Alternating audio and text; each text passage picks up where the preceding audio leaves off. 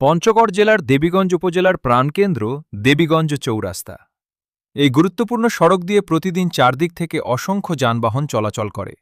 বাস, truck, auto van, motorcycle, rickshaw থেকে শুরু করে পথচারীদেরও থাকে ব্যাপক ভিড়। কিন্তু দুঃখজনক হলেও সত্য, এত গুরুত্বপূর্ণ একটি চৌরাস্তায় নেই নির্ধারিত কোনো স্থায়ী ট্রাফিক ব্যবস্থা। ফলে প্রতিনিয়ত তৈরি হচ্ছে যানজট, বিশৃঙ্খলা এবং বাড়ছে সড়ক দুর্ঘটনার ঝুঁকি।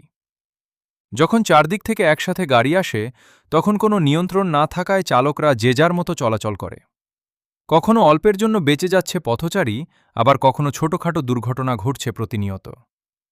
বিশেষ করে স্কুল কলেজের শিক্ষার্থী, বয়স্ক মানুষ ও সাধারণ পথচারীরা সবচেয়ে বেশি ঝুঁকির মধ্যে থাকে।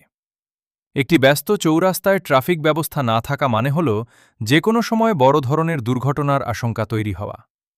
শুধু যানজট নয়, এটি মানুষের জীবন নিরাপত্তার সাথেও জড়িত একটি গুরুত্বপূর্ণ বিষয়। তাই স্থানীয় প্রশাসন ও সংশ্লিষ্ট কর্তৃপক্ষের কাছে সাধারণ মানুষের দাবি, দেবীগঞ্জ সদর চৌরাস্তায় দ্রুত স্থায়ী ট্রাফিক ব্যবস্থা চালু করা হোক।